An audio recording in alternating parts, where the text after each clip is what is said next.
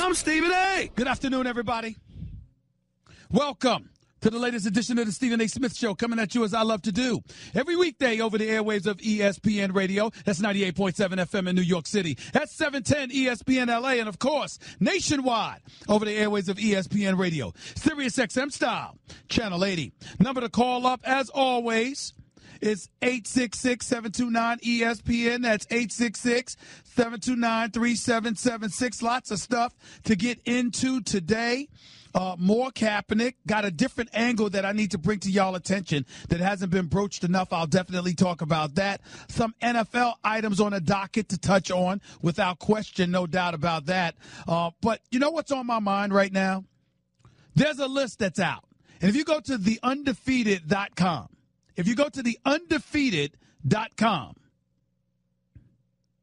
you will see a category, a big story, emblazoned over their website, 50 greatest black athletes of all time.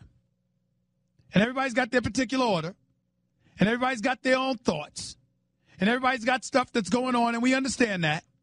We get it. But it's worthy of discussing because of a potpourri of reasons. It's not to eliminate anybody. This is an all-inclusive conversation. Because you got a lot of people that feel what they feel for whatever reason. And it may be justified. But let me tell you something. You've got some people that think Michael Jordan's number one.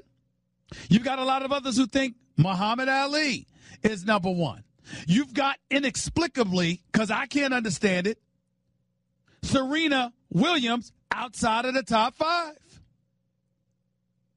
You got a whole bunch of stuff going on. And I think those are the kind of things that are important to mention. Those are the kind of things I'm trying to find the list here because I want to make sure that you understand what the top 10 list consists of. Michael Jordan, number one. Jackie Robinson, number two. Muhammad Ali, number three. Willie Mays, the Say Hey Kid, number four. Jesse Owens, number five. Serena Williams, number six. Hank Aaron, number seven. Simone Biles, number eight. Gabby Douglas, number nine. And the great Jerry Rice at number 10. Let me be the first to say I have a problem with this list. Before I even get into the particulars, let me be very, very clear. Muhammad Ali is number one and will forever be number one to me. You can leave Jackie Robinson at number two, integrating baseball in 1947. I'm good with that. You want to put Jesse Owens or Hank Aaron at number three? I'm good with either. I want Serena Williams in my top five. First of all, she's the greatest female tennis player ever alive. It's number one. Number two, the adversity that this woman and her family have had to endure. The shots taken at her. The way she's been maligned and caricatured and beyond. And the fact that she is still the ultimate champion that she is. Ladies and gentlemen, a few months ago, she won a title pregnant. Pregnant. She won a title. That's how special Serena Williams is. With a baby inside of her, she whipped people's butts. This woman is special. So I'm going to put her up there. And then, of course, I got to put Michael Jordan in the top five simply because he's MJ. He's the GOAT. And no matter what LeBron is, as the brilliant businessman that he is, not just a global iconic figure of an athlete that he is, he certainly doesn't deserve to be 29th, but he wouldn't be what he is off the court in all likelihood if it wasn't for individuals like Michael Jordan paving the way and showing the way. So that's the perspective upon which I'm coming from. And that's the perspective that I don't believe can be ignored. And everybody needs to pay rapt attention to. That's where I'm at with it. We can talk about Bill Russell. We can talk about Kareem Abdul-Jabbar. Arguably, they belong in the top five. But the reason I bring this subject up is because what I'm really, really asking, and let's not forget Jesse Owens either, because the man ran in front of Hitler, for crying out loud. And we all know what Hank Aaron had to endure, being the home run king, and the death threats and the racist taunts and everything else that he had to endure. But the thing about it, the reason why this subject is so important to somebody like me is because who's not on the top 10 list? And that would be Tiger Woods. And ladies and gentlemen, let me be the first to say, I want to put this out there on Front Street so everybody can understand exactly where I'm coming from. Tiger Woods doesn't deserve to be on the list. First of all, he's a golfer. He's not an athlete. He's a golfer. Secondly, and in my mind, most importantly, and in the minds of African Americans throughout this nation, ladies and gentlemen, he didn't want to embrace his blackness. That's a big deal. That's not being incendiary. That's not being insulting. It's being factual. I don't know whether it was cannibal and Asian or whatever the hell he called himself. I don't remember the words he told Oprah, but he didn't want to embrace his blackness.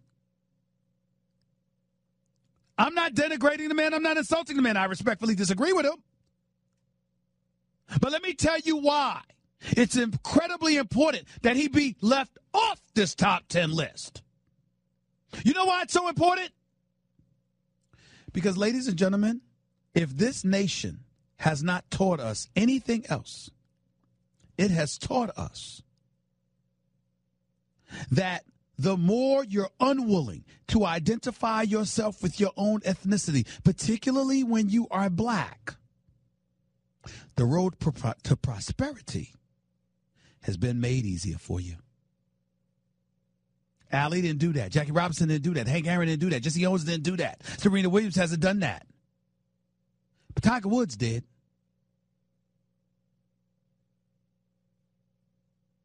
And the fact that you didn't have to endure that level of adversity that those others that I mentioned, the Bill Russells, Kareem Abdul-Jabbars, the Jim Browns, the Kurt Floods of the world, and others, the fact that you purposely removed yourself from that black equation, you didn't have to toil the trials and tribulations that those individuals that I mentioned had to. And it is because of that reality that Tiger Woods, to me, isn't even a part of this conversation. That's how I feel about it. What about you? 866-729-ESPN is the number to call up. That's 866-729-3776. And it's apropos to segue from that particular subject to Colin Kaepernick. Because the reports are erroneous, by the way, where it talked about Spike Lee is putting together a protest, and they're going to protest outside the corridors of NFL headquarters on August 23rd. Spike Lee texted me this morning after that report was out, after I said this is what was going on. He said it's not true. He isn't organizing anything. He will not be there, but he will be there in spirit because he is in support of Colin Kaepernick. But he hasn't organized any protests, nor does he plan on being a part of it. But with that being said, he's with them in spirit.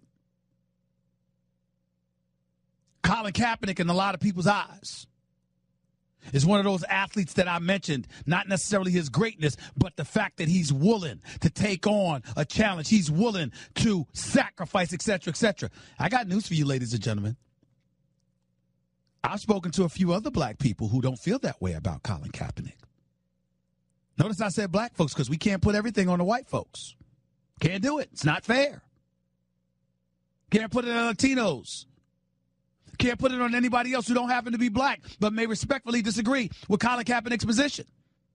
Over the last 24 hours, since I got off the airwaves, I've spoken to numerous black folks whose attitude is bump Colin Kaepernick. You know what they point to? They said Stephen A. He kneeled for the national anthem. He wouldn't stand.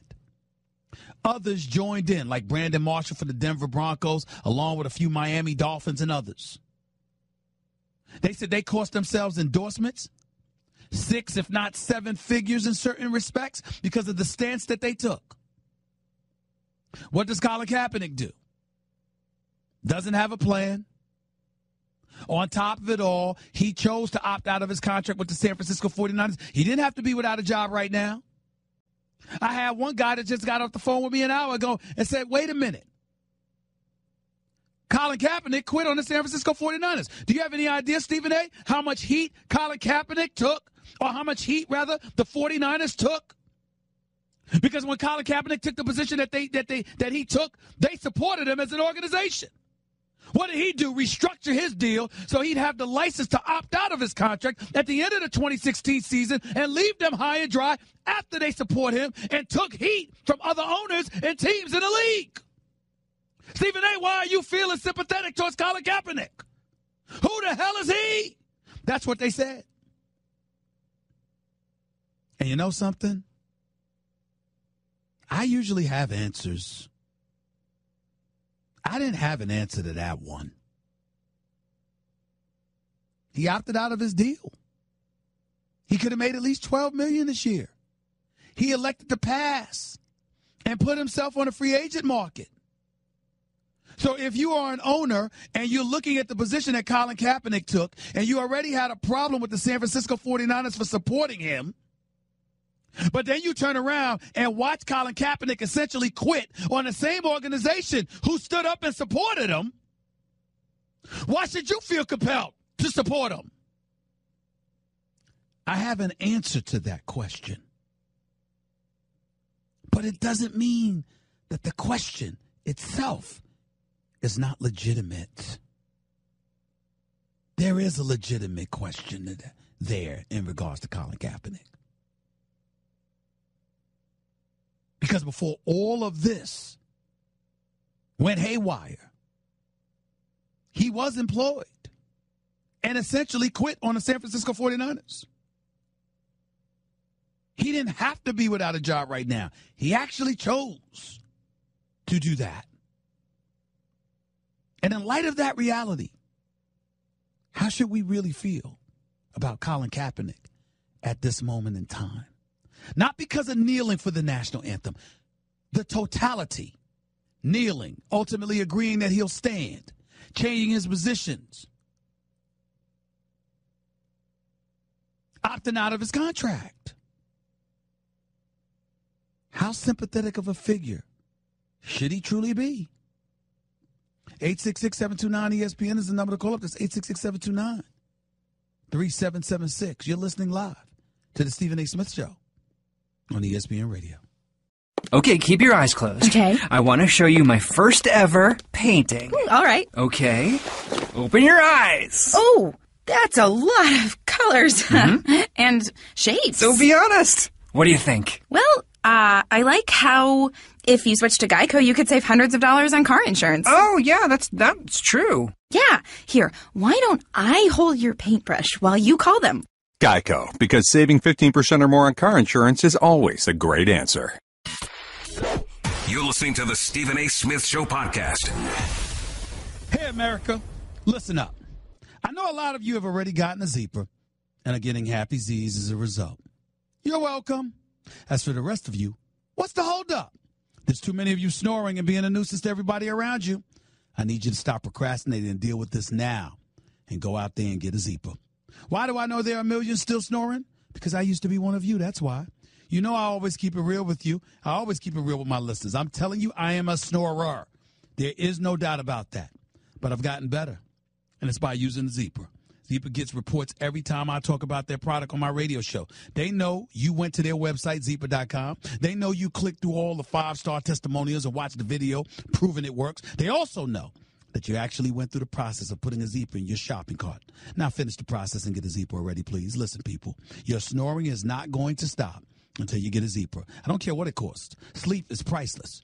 You would know this if you got a Zebra. And read the message inside the box. I'm telling you to get a Zebra. Stop procrastinating. Go to Zebra.com. That is ZYPPAH.com. Remember, Zebra is Happy Z, spelled backwards. 866-729-ESPN. It's 866-729-3776. To the phones we go. We'll get into a little NFL action a little bit later on in the show. A couple of previews that I want to point to. Aaron Rodgers talking about the Green Bay Packers need to win a Super Bowl to shut folks up. Yeah, get a defense first. That ain't Aaron Rodgers' fault. Let me be very, very clear about that. That ain't Aaron Rodgers' fault. But with all of that said and done, let's get back to the phone calls. Talking about the top 50 list on the Undefeated. Top 50 black athletes of all time. 50 greatest black athletes of all time. Plus, we got into Colin Kaepernick and whether or not he should still be considered a sympathetic figure in light of what I highlighted prior to going to break. Let's go to Rock You're live with Stephen A. on ESPN Radio. Rock, what's going on, big time? How are you, man? Man, I'm doing good today, man. How you doing, sir? I'm doing all right, man. Talk to me. All right. 50 black athletes. Hold on, stop right there. Rock, I need you to speak directly into your phone my fault, and man. don't My turn fault. because then we can't hear you. Go ahead. Okay. Yeah, the 50 top athletes, black athletes, I would say Jesse Owens, Jackie Robinson, and then I got to throw in Michael Jordan in there. Okay.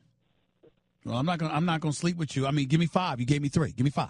Okay, you're 5. Okay, then 5. Come on, that shouldn't be hard. Kareem. Okay. And I say Earl of Pearl. Earl of Pearl? No. Yeah. I love Earl of Pearl, but the Black Jesus. But come on now, he ain't top 5. Come on now. Rock, take it easy, bro. Come on now. You got to come to bed. Come another day with something better than that. Mike, you're live with Stephen A. on ESPN Radio. What's going on, man? How are you? Mike. Hey. Yeah, you live on the air, Hello? buddy. Go ahead.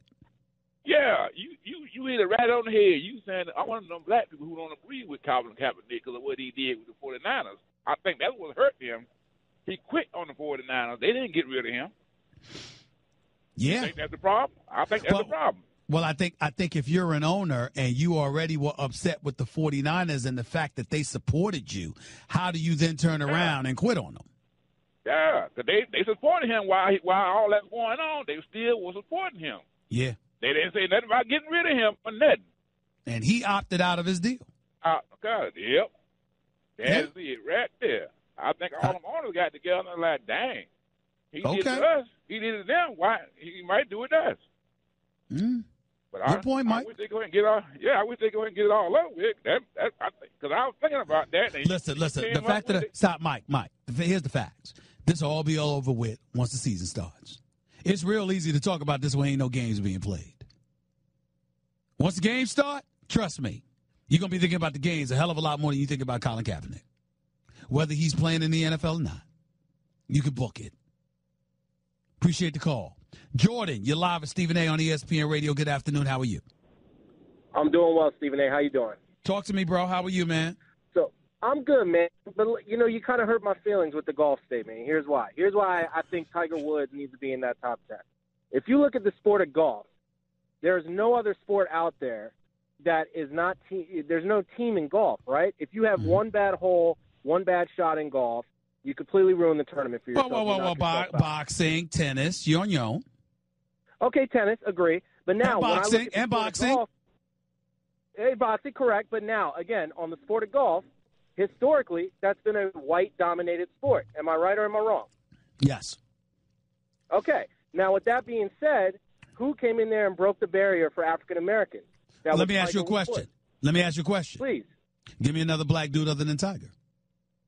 Exactly. There is none because what I'm saying to you is what barrier have you broken?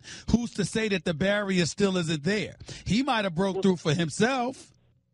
Agreed, but you could there's say nobody the same else. about Jackie Robinson. Oh, wait a minute. When Jackie Robinson, then after that you had Larry Doby, and look at the African Americans you've had in the sport since that time.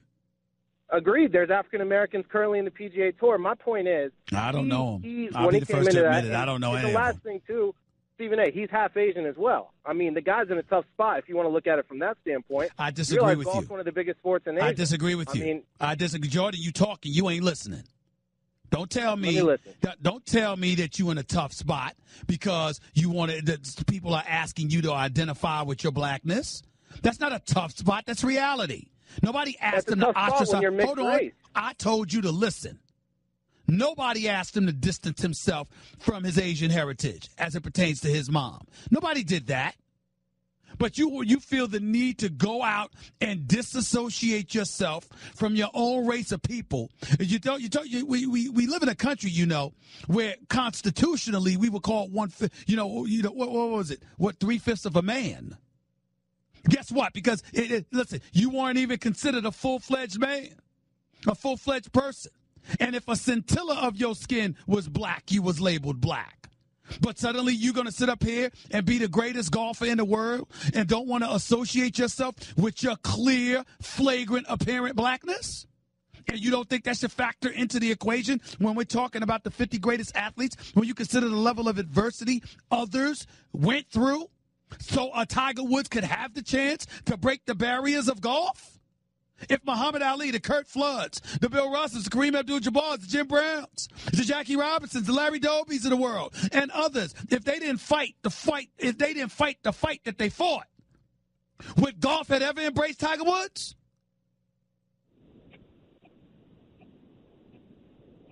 Am I making it up? Jordan? Makes sense. All I'm saying is from a standpoint of a professional athlete having to inherit a race or recognize a race, you got to look at it from both spectrums. Again, he's like African-American, completely get it. But on the Asian side, too, I mean, what do you do in that situation? Clearly, golf is more popular with Asians, correct? I don't know the answer to that question. I imagine so. It is. No, it 100% is. I don't know. I'm not refuting that. I'm telling you I don't know. As a professional golfer, and by the way, do you know why Tiger would wear red on Sunday? Why? Because he wore that for the suffrage of African Americans. Black pants for the blood. Okay. That's it. I appreciate that information, Jordan. I'm going to double check that. I'm going to give you a heads up on that. Assuming that's true, Jordan, I appreciate you enlightening me on that. Because I honestly didn't know that. I honestly didn't know that. I'm going to man up and fess up to that. I'm not going to deny that. I appreciate that point. I'm going to double check it, though. 866-729-ESPN. More of the Stephen A. Smith Show on ESPN Radio in a minute. Guess what? You're in the middle of the Stephen A. Smith Show podcast. Damn it, I mean it! Ladies and gentlemen, that caller, Jordan, who called up in defense of Tiger Woods, lied to you. He either lied to you or he was misinformed. Yes, I'm calling him out. Jordan, I hope you're listening. This is a quote from Tiger Woods in 2013 as to why he wears the outfit that he wears. The red shirt, black pants, Sundays. Okay? Hasn't changed much in 16 plus years at the time. That Sunday outfit hasn't changed much. According to the article, at least in terms of colors, Woods has continued to wear a red shirt for the final round of every tournament in which he plays. The commitment to red has even led to the nickname Red Shirt. But what got Woods stuck on wearing red in the first place? Woods explained in a news conference at the AT&T National, quote, I've worn red ever since my college days, basically, or junior golf days. Big events on the last day, Woods said. I just stuck with it out of superstition, and it worked. I just happened to choose a school that actually was red, and we wore red on our final day of events. So it worked out. Then he later goes on to say, I came out here and I continued it. I've had a few wins wearing red, and it's not going to change. Furthermore, he also goes on to say, as recently as this year, July, last month, Brent Kelly updated. Throughout his golf career, Tiger Woods has rather famously sported red shirts in the final round of tournaments. Why is Tiger so committed to wearing red in the final round? Because his mother told him to. Once in the Dear Tiger section of his website, where he responds to fans' questions, Woods explained his red shirts this way, quote, I wear red on Sundays because my mom thinks that's my power color. And you know you should always listen to your mom. That's what Woods said. Jordan called up here and said Woods wore that to support African Americans. No, John, did y'all hear anything at all? That this has anything to do with supporting African Americans? I heard him saying that he's listening to his mama. I heard him say that he was superstitious. Jordan tried to get one over. Didn't work, Jordan. I was right. You were wrong. Shut up. I say that affectionately. Mike in Denver, you're live with Stephen A. on ESPN Radio. What's up, big baby? How you doing, man? I'm doing fine, man. How you doing? I'm good. He tried to get one over on me, bro. Didn't work. I know. I was just sitting up here cracking up because I said, I know you was going to check it. But, man, getting back to the top 10 athletes, my list is my top 5. I'm going to go with Mike, Muhammad Ali, Serena, Jackie Robinson, and Bill Russell. What do you think about that? Okay, they're not a bad list, but why would Michael Jordan be ahead of Muhammad Ali? Well, it's a toss-up. I'm gonna just say because one reason is me and them graduated the same year in high school. I used to put you bringing emotion to the equation, Mike. Yeah, man. I'm come saying, on, I know, I'm man. just saying, man. I'm a little biased about that, man. You know what I'm saying? Mike, my man, man. It ain't like he gonna. Hold on, Mike. It ain't like he gonna run into you at homecoming and beat you down. I mean, come on, Mike. You got to have a better reason than the emotion, bro. I know, man, but I'm saying it was a hard choice though, because I really believe Ali. I should have Ali at number one. You're right. I'm saying because Ali did a lot. And by the way, why would you put MJ ahead of Bill Russell or Kareem? I just think Mike. I just think the time of playing with Mike and Bill and Kareem. I just go with Mike. Different time. Different time. I got you. Different time. I just go with got that. you. I put Serena in there because, man, she had to overcome so much stuff. And, man, she's so professional about what she do. And on top of that, man, all she do is take names. All she do is kick behind and take names. Man, she beat him pregnant. She beat him pregnant.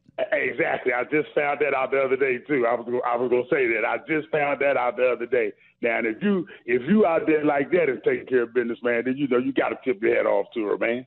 No doubt about it. Quick before you let me go, man. I had to put my brother in a home yesterday, so my prayers. We don't know how long he gonna be there, but we still praying and hope everything work out, man. And stay strong, man. We love you, man, and stay doing what you're doing, man. Stay and strong. let me listen up to the rest of the callers, man. Have a good day. Keep being the great brother you are to that man. Keep it going, bro. Keep your head up. One love. Let's go to James. You're live with Stephen A. on ESPN Radio. What's up, James? How are you? Hey, Stephen A. How are you? I'm great. Thank you for calling. What's up?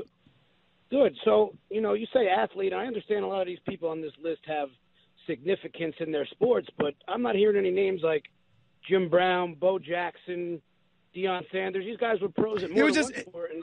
It was just top. It was just top 10. They're definitely one of the tops. You see what I'm saying? It's definitely debatable. It's all debatable because Jim Brown definitely should be considered. Primetime Deion Sanders is the greatest corner in the game that we've ever seen, a great athlete or whatever. But some of those guys that are on that list is because of the adverse circumstances they had to deal with en route to their greatness, as opposed to just having the freedom to just play and perform in their respective sport. That's what that was about, sir.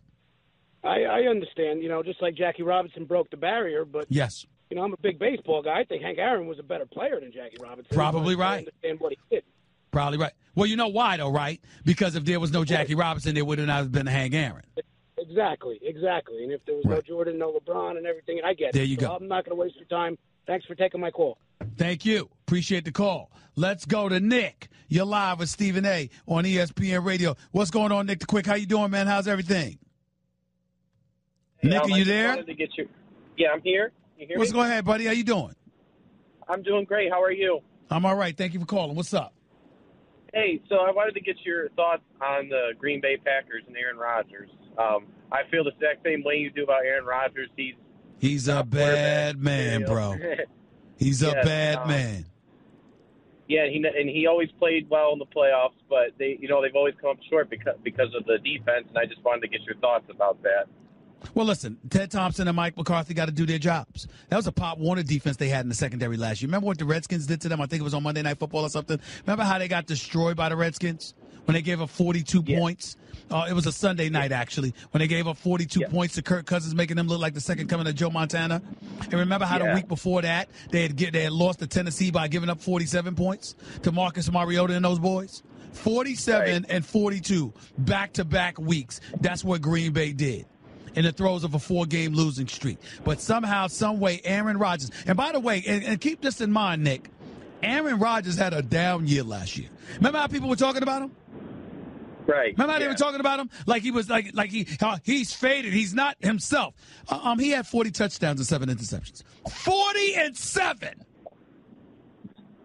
With a QBR of 76. And they talking about this dude, Nick, like he's passé. I mean, can you believe the nerve to these people? I know, it's insane. Aaron Rodgers is a bad man. This brother's special. He just don't have a defense. I mean, Richard Rodgers got short, play tight end position, got to act like he want to be there. Eddie Lacy, he ain't going to be there anymore. Ty Montgomery's that dude. You look at Randall Cobb. You look at Jordy Nelson, he's going to be back healthier. I mean, I'm looking at some of these cats, man. I'm excited with Devontae Adams and the rest of the crew. I'm excited by what I see from Green Bay offensively. Defensively, I have no faith in them until I see otherwise. Zero.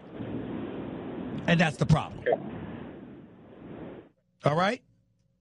I appreciate the call, man. Thank you so much. More of your calls in a minute, right here with Stephen A. on ESPN Radio. You're listening to the Stephen A. Smith Show podcast. Story of OJ. I'm not black, I'm OJ. Okay. Jay-Z doing it like only he can do it. Stephen A. Smith Show, back here at you on ESPN Radio. Number to call up as always is 866-729-ESPN. It's 866-729-3776. My boy Champ, one of my buddies, good, beautiful brother, a lot of heart, very, very knowledgeable about the world of sports. His only problem is one thing. He gets very, very emotional. Very emotional. Like he thinks Lawrence Taylor should be on the list. Lawrence Taylor was a great athlete, yeah. Lawrence Taylor was one of the greatest linebackers in history in getting at the quarterback. He wasn't great dropping back in the coverage. He wasn't all-purpose like primetime Deion Sanders. But in the world of Champ, put Lawrence Taylor in the top 5. Stop it. Love LT, even though his check and pass, give me a break. Will Chamberlain, I don't give a damn how dominant you want. You got 2 rings. You got 2 rings while your rival, Bill Russell, got 11. Enough of that. I don't understand him sometimes. I will say this, though. When you talk about athletes, Deion Sanders belongs in that conversation. He really, really does. Bo Jackson got hurt too early to see what he would be able to sustain. Barry Bonds, special. Ken Griffey Jr. was special, but the latter part of his career, not so much. I'm just saying. 866-729-ESPN. I got to go right to my next guest. I don't know where the hell he has been. I don't know how long. It's been a while since I saw my man Carlton in Massachusetts, but I miss my brother from another mother. I miss my favorite guest on this show. Haven't heard from him hating on the Patriots and Tom Brady. We were kind of wondering about you, Carlton. Did something happen to you or something? We hadn't heard from you in so long. How you been, buddy? I've been okay. How you been? I'm doing all right, man. Great to hear from you. I've been busy. I'm in the process of a move down to Tampa Bay. I'm going to become a Buccaneers fan, so I'm going to have to hate the Patriots from afar. They were closing in on me up here. You know, Belichick and his minions there. We're kind of trying to find out my true identity, so I got to move south. You know what? You can act like you joking all you want to. I think that's quite possible, Carlton. I really do. It could be happening. I live actually a very short distance from Bill, so it's a distinct possibility, my friend. Okay? But today I want to infuriate a lot of your listeners because I'm going to give you a viewpoint that is completely at odds with most of the people that have been propagating this Kaepernick business for the last 6 months. And my point is the social justice warriors, same social justice warriors who put 2 20- and 21-year-old gymnasts on the list of the top 10 black athletes of all times, completely ridiculous. They are destroying Colin Kaepernick's career, and he has let them do it. In fact, he's been an active participant in it, so I don't feel bad. And it's the Gator, Carlton, one could argue. But go ahead. I don't feel bad for him. So let's take you back to last year when Colin Kaepernick divided his own locker room, divided his own fan base, turned home field advantage into a home field disadvantage when his own fan booed him every time he went onto the field, okay? Colin Kaepernick, who equated a police badge to a runaway slave finder's badge. Colin Kaepernick, who wore pig officer socks to practice one day. Colin Kaepernick, who wore a Fidel Castro T-shirt. Okay, all that said and done. And then now this year, Colin Kaepernick is trying to resurrect his career. And so the Ravens show a bit of interest in him. And what does his girlfriend do? Post to social media equating Steve Bisciotti and Ray Lewis with DiCaprio and Samuel Jackson in Django. You know, a vicious racist slave owner and his lackey black henchman who actually feeds slaves to the wolves, you know, in service of his... That's what Colin Kaepernick's partner does with one of the few owners or one of the few coaches who's thinking about hiring him. I mean, talk about writing the manual on how not to get a job in the NFL. Who can feel sorry for Colin Kaepernick? I mean, this is crazy. Well, hey, listen. Everything that you pointed out, I pointed out here throughout the days, the last few days. Everything that you just said. I spoke to Ray Lewis right after his girlfriend tweeted that.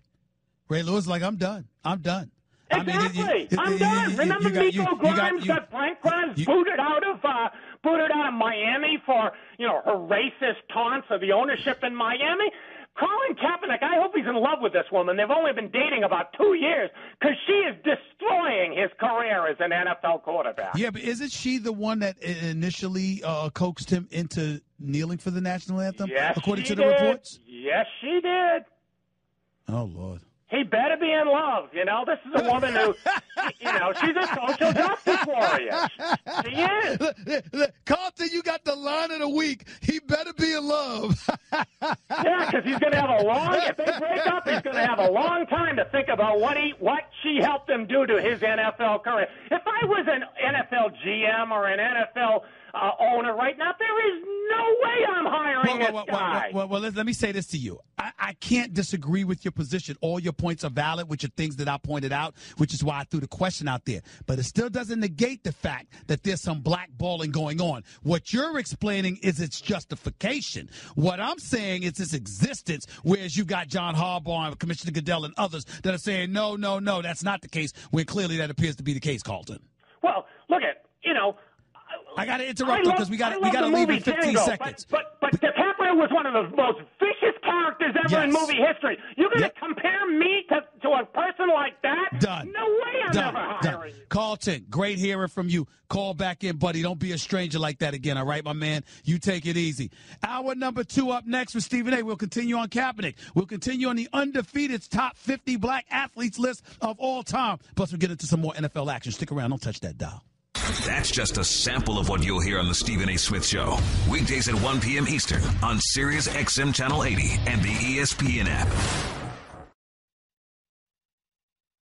Check out ESPN Films' newly released 30 for 30 podcasts. From the producers of our award-winning documentary series, this is an amazing collection of sports stories you need to hear to believe. Speaking of amazing, Delta Airlines and the Fly Delta app make your travel experience amazingly easy with real-time bag tracking, e-boarding, and passport scanning during check-in. And don't forget to download 30 for 30 podcasts to fill your flight with stories that will keep you coming back for more. This is the Stephen A. Smith Show podcast.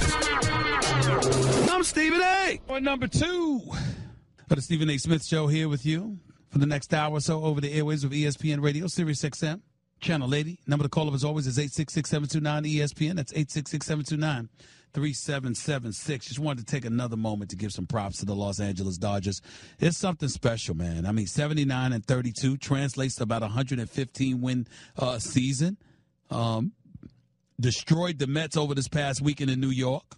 Won by a cumulative score of 21-4. Pitching a pair of shutouts along the way. Yu Darvish looked good in his Dodger debut. Justin Turner got back on track. Just reading an article from the L.A. Times right now. Cody Bellinger, he smacked a pair of home runs. Chris Taylor stayed hot. I'm just looking at the Dodgers right now. And Adrian Gonzalez is on the disabled list. And so is Kershaw. What excuse? See, to me, all of this is starting to look bad for the Dodgers. Not good, because we've gotten to a point now. I mean, this Yasiel Puig kissing his hitting coach and all of this. I don't give a damn about that. What the hell is this? The love connection? I don't care about that. I mean, anything to me. He got to show up in the postseason. They got to get it done. Smacked 5 home runs after overcoming an early 3-run deficit against the Mets. Corey Seager's playing well at shortstop. I mean, I don't know what to say. These brothers don't look like they have any weakness. Dave Roberts doing a hell of a job as a manager. It's going to be real interesting to see what happens.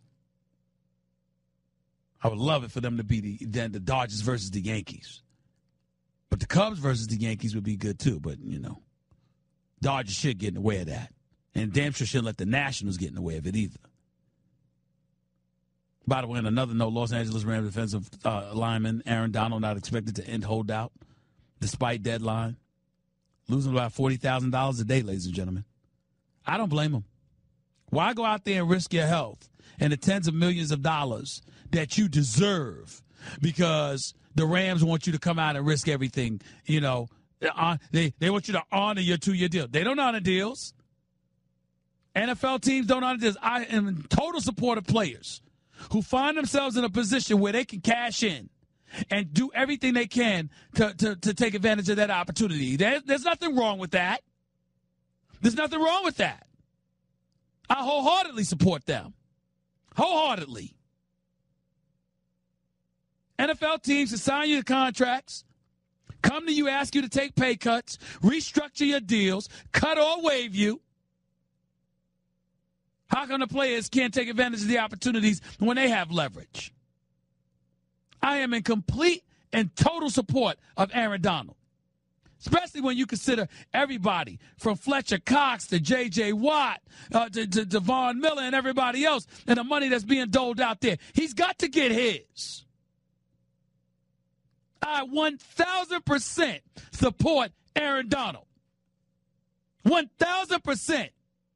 You're the Rams. You stink. Perpetually. And got the nerve to try to flex with one of your best players? Who the hell do you think you are? The Rams are in no position, none, to walk around like they got leverage. None. I applaud them for getting rid of Jeff Fisher. They're probably still crying over that, the way this dude hypnotized them. Losing, missing the playoffs 16 out of 22 years and still getting contract extensions. I mean, do you realize that Jeff Fisher was so bad when they gave him a contract extension, they actually hid it? They didn't even want the public to know.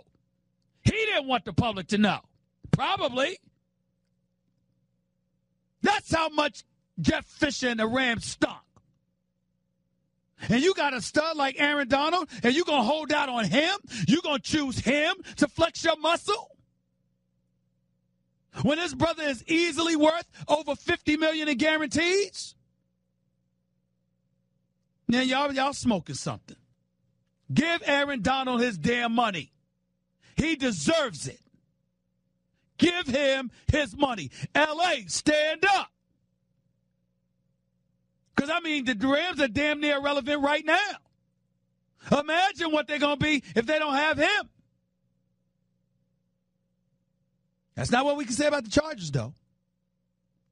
Got a new coach in Anthony Lynn. You still got the same offensive coordinator in Ken Whisenhunt. So you got cohesiveness and structure and a foundation offensively. You got Phillip Rivers, a 14-year veteran, a 6-time Pro Bowler, fresh over throwing for more than 4,300 yards this past season. You got Melvin Gordon, who can run and catch out of the backfield. You got Mike Williams out of Clemson, who got hurt with the herniated disc in his back, and it still don't matter because you still got about 6 weapons to throw the ball to, including Antonio Gates, who's arguably a future Hall of Famer. Chargers going to be all right. I mean, they got a tough division, but they ain't going to stick up the joint. Rams done nothing but stink. I mean, all of us as a city collectively can walk down to the Rams practice facility and collectively pass gas together. And you would still say it's the Rams that stink, not us. That's how bad they are. They're in no position to sit up there and take this position with Aaron Donald. The nerve. Get that man his money.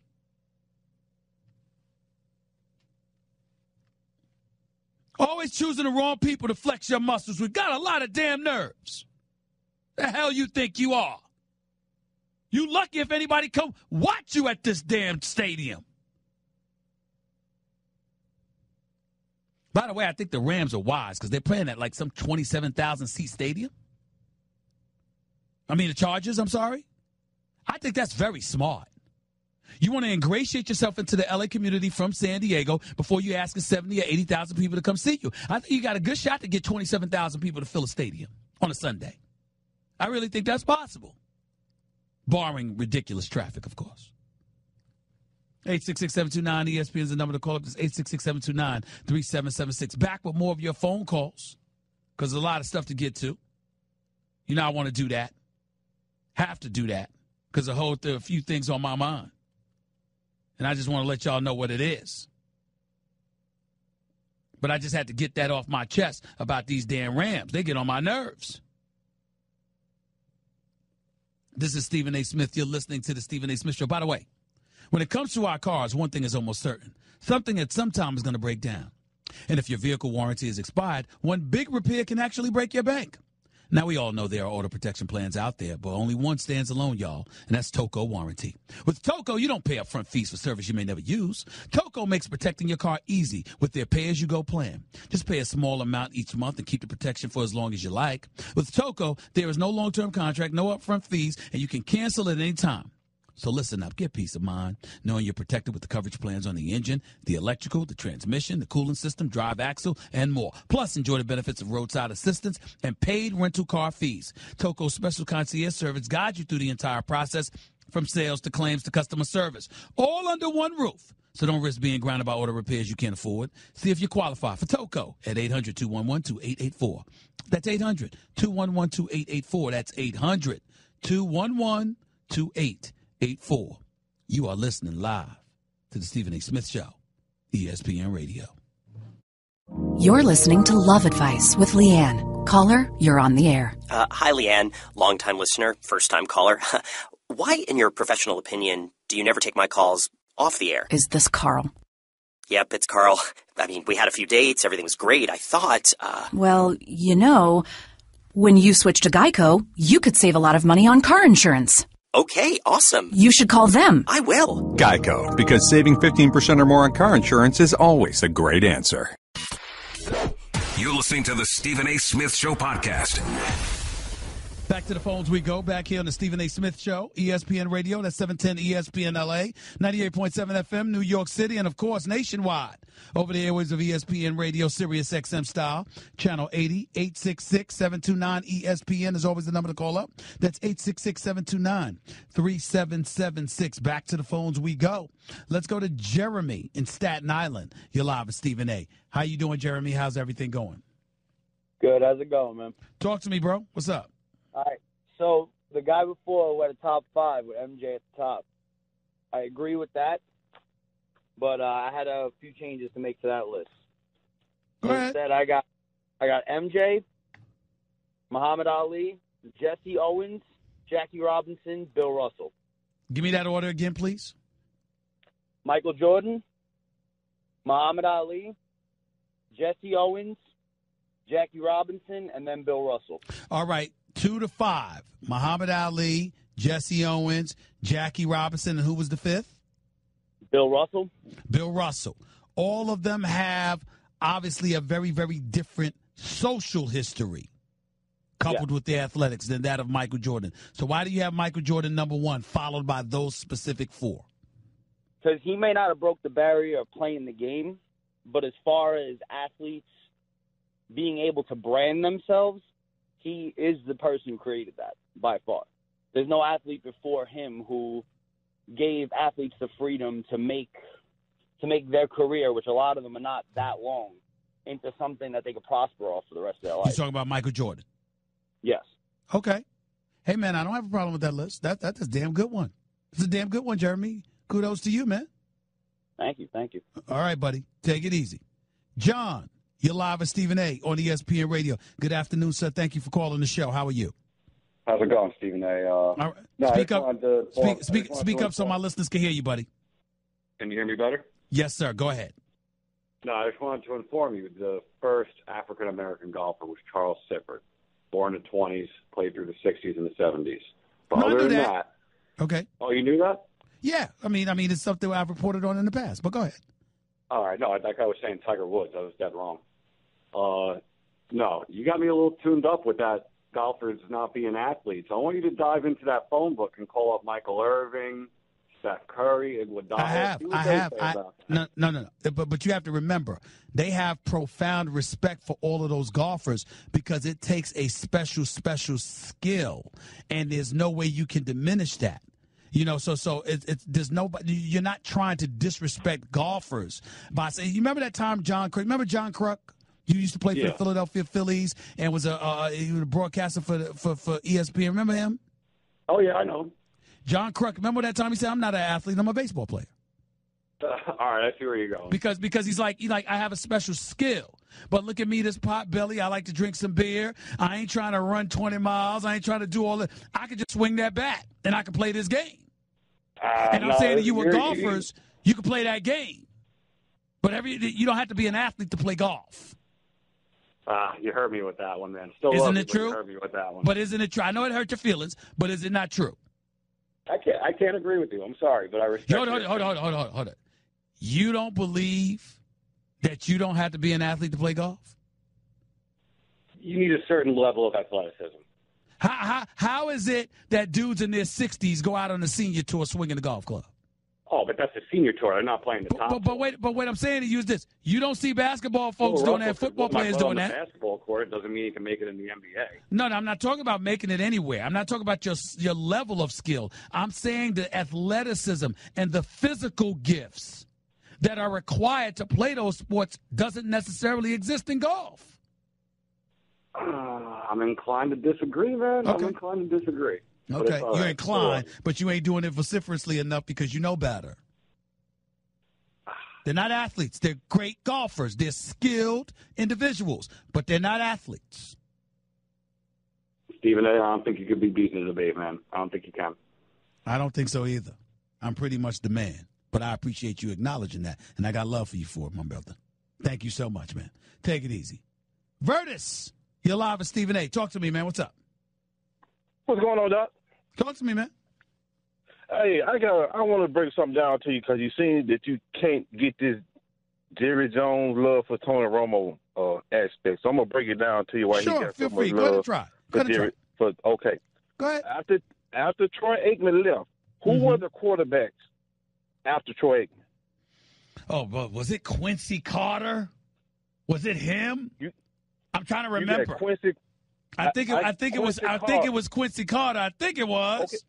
Okay, you got Quincy Carter, Ryan Leaf, Drew Henson, Chad Hutchinson. Let me see, Vinny Testaverde. You had all of these quarterbacks. The Cowboys wasn't even relevant at the time. Correct. When Tony Romo came on the scene, that made the Cowboys irrelevant again. Tony Romo didn't win he didn't win any Super Bowls, like you said. But keep going, because you're making me laugh. Keep going.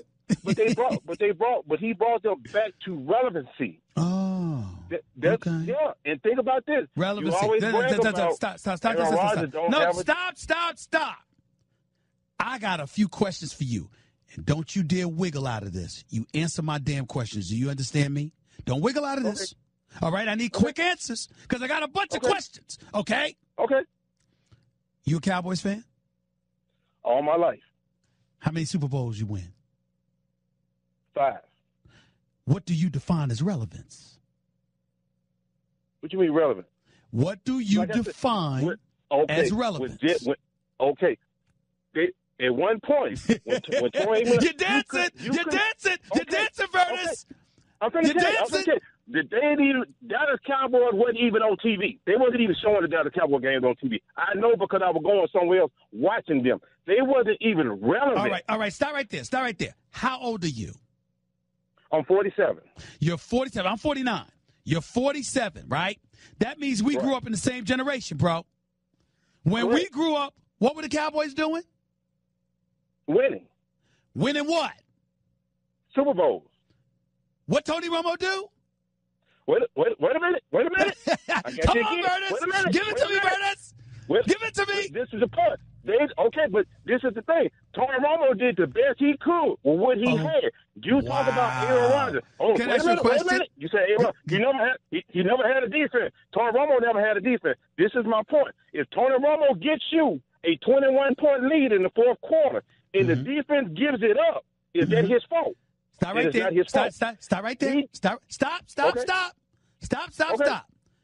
Were there or were there not back-to-back 8-8 seasons where the Dallas Cowboys lost the last regular season game against the Giants, the Redskins, and the Eagles in back-to-back years? Yes.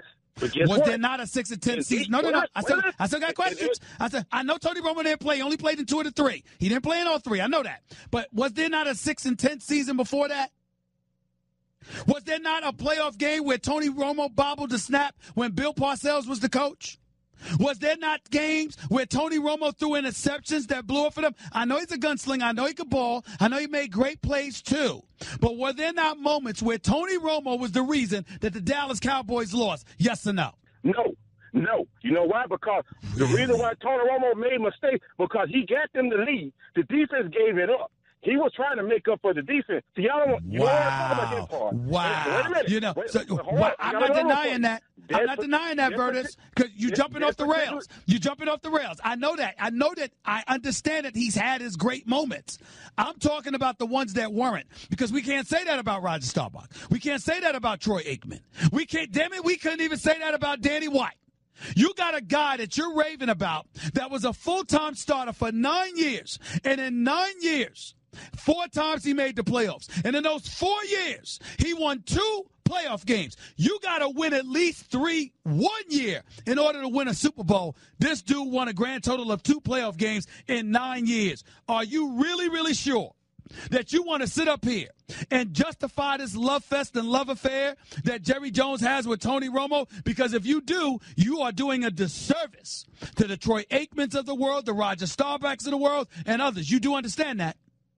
No, I love all that Cowboys, but you got to take into everything. Tony Romo never had an offensive line until 2 years ago. Never had a decent running back. Marion Barber was okay. He wasn't a very good running back. The defense was suspect. Vertus, you ain't got to say everything now, because I don't even want to hear from you anymore. The point is, right now, but you are welcome to call back. I'm here all season long, Vertus. I ain't going nowhere. I want you to call back. I'm going to have fun with you. Because you in denial. Tell the truth, Vertus, before I let you go. You that dude that was sticking out your chest last year, right? Talking about what the Dallas Cowboys were going to do, right? And how they were going to win the Super Bowl. And then when they lost to Green Bay at 7 o'clock, by about 7:30, 8 o'clock, you were one of those dudes that was like, we're going to win the Super Bowl next year, right? Ain't that you? Tell the truth. That's it. See, Vertus dropped. So suddenly I can't find Vertus. Typical Cowboys fan. Delusional, not living in reality. That's why I can't stand them. But it's all love. It's affectionate. When I say I can't stand them, I'm just playing around, having fun. But I can't stand Cowboy fans. I love your misery because it's that kind of nonsense right there. The delusional perspectives. I just can't take. More of your calls in a minute with Stephen A. on ESPN Radio. Guess what? You're in the middle of the Stephen A. Smith Show podcast. Damn it, I mean it! Senorita! Welcome back to the Stephen A. Smith Show, ESPN Radio. Back to the phones we go at 866-729-ESPN. That's 866-729-3776. Hey, in New Jersey, you're live with Stephen A. Talk to me. What's up? Hey, how you doing, good brother? How you doing? I'm doing all right. Talk to me, man. I had one thing to say about the top athletes, black athletes. I didn't hear Warren Moon on that list. Nobody said Warren Moon. This is the only black quarterback that won the Super Bowl. And stop. Warren Moon never won a Super Bowl. That's number one. That was Doug Williams. Warren Moon is a Hall of Famer. Great quarterback. Very gifted. But top 50, no. Is no other brothers that ever won a Super Bowl other than Doug Williams? Doug Williams. The Warren Moon never. You said Warren Moon. Yeah, that's my mistake. Doug Williams. Doug Williams ain't top 50 all time. You give him his props and his respect for pulling it off, but he's not top 50 all the time. All time. All right? I got you. Take it easy, bro. The other thing I want to talk. Oh, go ahead. Real quick. Go ahead. It was a Kaepernick situation. Like, I understand everything, the NFL, how they want to do things or whatever. But if you got a player, he's standing up for something that's right for the black community. And if everybody's in agreement for what his stance was, I don't see why wouldn't he be allowed to play in the NFL again. Because billionaire white owners don't want the problem. because they believe it will affect their bottom line because he'll alienate a large populace of where they that feeds their coffers, rather. Now, let me reverse that to you, okay? You are a black man. Is that correct, eh? Yes, sir. You're a billionaire. And somebody white takes a stance that has nothing to do with you in your eyes. And it affects your bottom line. You going to invite them on your team?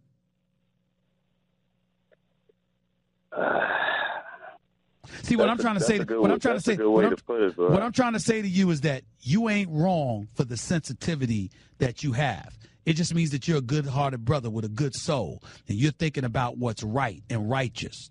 But what I gave you is a practical scenario upon which to view things from their lens. They're not black. They don't believe they're a part of the plight. And even if others do believe it, they don't care. Because their attitude is, we're billionaires. We own a team in the National Football League. These dudes who would otherwise not be making the kind of money that they've been blessed and fortunate enough to make, okay, should toe the line. And if they're not going to toe the line, then we ain't going to pay them. And we're not going to play them, and they're going to have to go somewhere else. I'm telling you, that's through their lens. And the same black folks, meaning me, you, and all of us, who absolutely positively believe that Colin Kaepernick should be in the NFL, have to be sensitive to the fact that when we have ownership of something, we ain't trying to hear somebody else come in and tell us they can do what they want to do while compromising what we're doing. We ain't having it. They got to go. So if we're that way, how can we expect a billionaire owner to be? You're right. All right? Got to run, bro. Appreciate the call. Chris in L.A., you're live with Stephen A. Talk to me, man. Hey, Stephen A., how's it going, man? Real quick, I know you didn't get a chance to talk about the NBA today, but I didn't get a chance to get on the phone with you yesterday regarding about Kyrie, right? About Kyrie, right? Right, yes, Chris? That was today, but that was what were you were calling up here about Kyrie? Yeah, I did. Yeah, Kyrie. I actually had two questions for you. Go ahead. One regarding Kyrie, one regarding LeBron and the whole Instagram thing from yesterday. Sure. Which you spoke on the first take, yes. So real quick, the whole LeBron thing, and I listened to you and Max was, everybody says LeBron's a great leader, but I just want to know from you, Stephen, what's your definition of a great leader? Because everybody is different. For me personally, I don't think LeBron's a great leader. I think he's the leader of the Cavs, but I don't think he's a great leader. As a matter of fact, I think one of the reasons he's being held to the carpet is because he constantly talked about his leadership. And I don't think leadership is consistently separating yourself from the rest of your troops, which is something that he does. I think a leader galvanizes the troops and coaxes as much effort and production out of them as one possibly can, because they're not just going to war. They're going to war for him. That's a leader. Exactly. And I don't think that's always the case. I think at times that's been the case with LeBron. I don't think that's always been the case. I agree 100%. I just thought it out you because I hear Max say and the other guys say, oh, LeBron's a better leader than Kobe. That's why I put him in. But I'm going to throw this back at you, Stephen A. Would we ever question Kobe's motivation, Kobe's heart, and Kobe's will to, if he loses 1 year, you know he's going to come back the next year. You're not going to hear from him, but you know he's not going to be on social media. You know he's not going to throw his teammates under the bus. You know whoever's with him, the other 13 or 14 troops with him, he's going to do what he can to get those guys ready to be prepared for the upcoming season rather than doing all the unnecessary stuff. That's what I believe separates Kobe from LeBron. Kobe's an assassin. And you want me to tell you one of the more telling moments of a Kobe Bryant? And you're going to appreciate this when I break this story down to you, because you're going to know exactly what I'm talking about. You're going to remember. It's going to be an epiphany for you. Okay. The Jimmy Kimmel Show is on, yes. And Kobe Bryant is on there. And Jimmy Kimmel showed the horrible Lakers ending a 14-game losing streak with Swaggy P and these boys acting like absolute clowns, like they won something. And he showed the video to Kobe, and the whole audience is laughing because Kobe just looked and he was furious and had very, very little to say. Yeah, you see what I'm saying? Because his whole thing is, what the hell is this? There's nothing funny about this. Y'all think this is cute because you ended a 14-game losing streak? That's Kobe. That's Kobe, Stephen A. Because I remember talking to you once before, Stephen A. I mean, I don't believe guys want to be great anymore. There's nothing but excuses. Kobe never struck me as that person. There's a lot of guys. LeBron wants to be great. LeBron wants to be great. Here's the problem. I don't care what anybody says. We say this in hindsight. We say this in hindsight, Chris. LeBron walked into that NBA Finals knowing he was going to lose. Yes, that's not a good mindset. You can't. That's not a good mindset. You guys see that though, Stephen A. Your teammates see that going in. Not at all. He walked into that Finals knowing he's going to lose. When he was interviewed in Boston after they clinched the Eastern Conference crown, and he was asked about the Golden State Warriors, he said, "I don't even want to address it right now. That's too stressful." What? Oh, wow. What? Got you, Stephen. Yeah. And then walked off the court after he lost, hugging with his head up, and it's like, yo, I did all I could. I averaged my triple-double. It was not good. It was not good. Appreciate the call, Chris. 866-729-ESPN. Your calls to close out the show in a minute. It's the Stephen A. Smith Show on ESPN Radio. You're listening to the Stephen A. Smith Show podcast.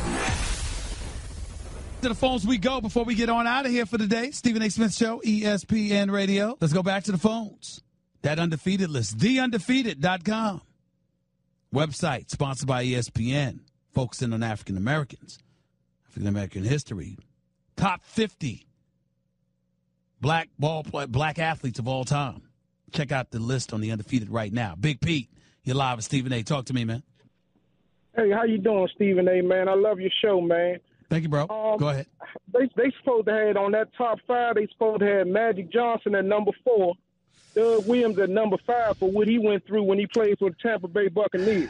I know, but you got to take into account all that you've accomplished. Like Doug Williams was, we appreciate the fact that he's the first African-American to win a Super Bowl. We get that reality, the only one really. But at the same time, he's not a top 50 player of all time. Oh, no, he's not a top 50 player. Yeah, he's not a top 50. And then we got to look at Magic Johnson. He might be on the Mount Rushmore of basketball, but Magic Johnson, I don't know if Magic Johnson comes before, I don't know if he comes before Kareem, and he damn sure don't come before Jordan. Oh, nah, but I think he was the greatest point guard. That's true, but we're talking top 50 athletes of all time. Yeah. I don't know if you can put him at 4. I love Magic, and the Magic Man's the Magic Man. I don't know if I can put him as high as number 4 all time overall. Yeah. But I took an account to what he done for the community, as far as black people, as well as what he done on the court. He's busy, extraordinary businessman. Extraordinary businessman, accomplished a great deal, but at the same time, he had the support of the white community as well. Remember, he wasn't black; he's Magic. Yeah. And don't get me wrong, that's not knocking him in any way. They just loved that smile. They were very, very comfortable with him. And even though they hated on him when he was going against Boston, the fact that he ultimately befriended Bird and whatever was an incredible help. Magic Johnson was never a pariah. Never. Yeah, you telling the truth about that. Kareem toughened him up. Okay. That's right. All right, man. Appreciate you. Thanks a lot. Sergio in L.A., you're live with Stephen A. Talk to me. What's up? What up, Stephen, man? I just got to chime in on this situation with Colin Kaepernick.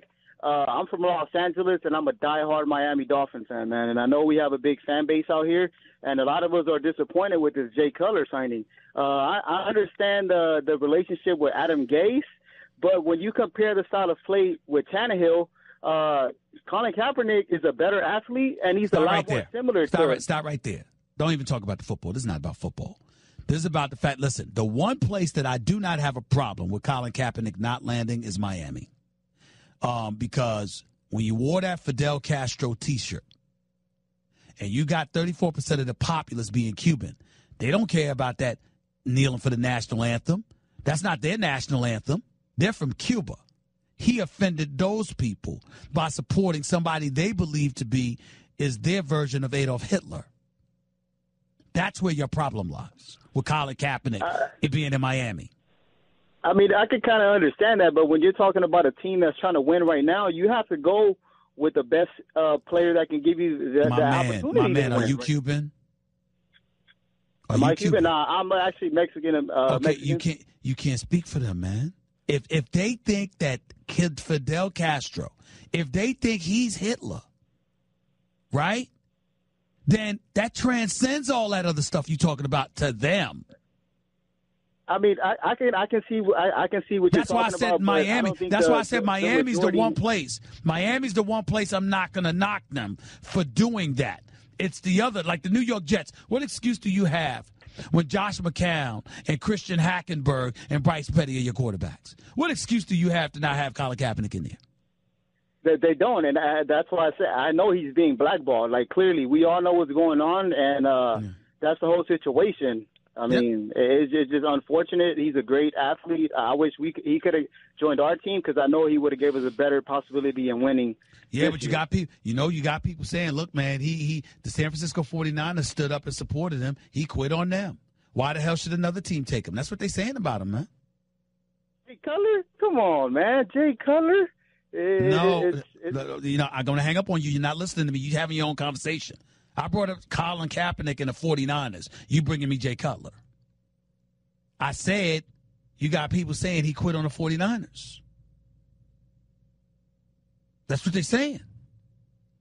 He opted out of his deal. He could have still had a job. He elected to go. Brian in Manhattan, you're live with Stephen A. Go ahead, Brian. Hey, what's going on? I just have to talk about you leaving Tiger Woods out of your top 10. Now, Yes, I sir. could agree the trial, tribulations, he didn't have to go through maybe. But he went out there and he said, I'm going to be the best golfer out there. I'm not worried about being the best black golfer, being the first black golfer, this, that. I'm going to go out there and be the best golfer I could be with the chips forward they may. Now, if the parameters of your top 10 are who went through the trials and tribulations, then you kind of can't put Jordan on that list because there were many before him and many accomplished a lot before he did.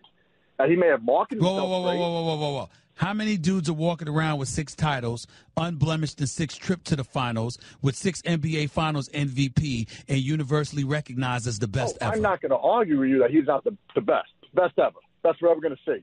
But you can't say that Tiger Woods isn't the best golfer that you're going to see. Well, wait a minute. We can sit there and say that he's the best golfer, but in the same breath, when you're talking about black athletes, 50 greatest athletes, I'm allowed to take into consideration some of the greatest who have ever done what they've done in their respective sport and the adverse circumstances under which they lived, as opposed to Tiger Woods, who shunned and dismissed himself from that kind of situation. I'm allowed to do that. You absolutely could. While still recognizing that he's the greatest golfer ever. If you're going to wrap it all up in there, and then also in that top 10, I didn't even hear one person even mention. I heard Doug Williams, which, like I said, first black Super Bowl win. Yeah, but he's not one of the top 50 all time. No, he's definitely not. But what about Bo Jackson? Bo Jackson's up there. Deion Sanders is up there. Athlete. I mean, he might be a top 10 candidate. But he is a top 10 candidate, sir. We were talking about the top 5. I didn't hear him in the top 10 initially. That's why. Let's also go with this. I'm also questioning whether or not a golfer's an athlete. So it's the combination of those two things working against Tiger, whereas there's no question that Jordan was an athlete. Then you got the Bill Russells. Because I'm not sure about that either. Now listen, then you got the Bill Russells, you got the Jackie Robinsons, you've got Jesse Owens, you've got Serena Williams, you got Muhammad Ali. Hey, I mean, you got to look at that too. Crack, I admit it. It's all right, kind of crack. All right, man. Appreciate the call. Let's go to Robert. You're live with Stephen A. You only got a minute, Robert. Go ahead. Hey, real quick, Stephen A., big fan. Just want to say this, man. I'm kind of annoyed by the take that you have on Kaepernick and the fact that he quit on the 49ers. That is definitely not the case. There's been that wasn't my. No, hold on. That wasn't my take. I revealed what folks called me about and were saying, and I asked a question. Right. But one of your own colleagues have written a story that basically said he was going to get cut anyways. John Lynch on Sirius XM radio pretty much stated it. Shanahan's on record. Stop right there. Stop right there. If you recall, when Colin Kaepernick renegotiated or restructured his deal that would enable him to be a free agent at the end of the season, John Lynch and Kyle Shanahan hadn't arrived yet. Right, but after they have arrived, I agree with you. They have spoke many times about how he didn't necessarily fit the system and that he was going to get cut anyways. Okay, I got you. I got to interrupt you because we got to get on out of here. But again, he did not create those circumstances for himself after they got there. He did it before he even knew they were going to be the ones there. That's what you have to take into consideration. That's what can't be ignored. Let's talk about it again in 22 hours. I'm signing off, but I'll be back in 22 hours from now. Until then, peace and love, everybody. That's just a sample of what you'll hear on the Stephen A. Smith Show. Weekdays at 1 p.m. Eastern on Sirius XM Channel 80 and the ESPN app.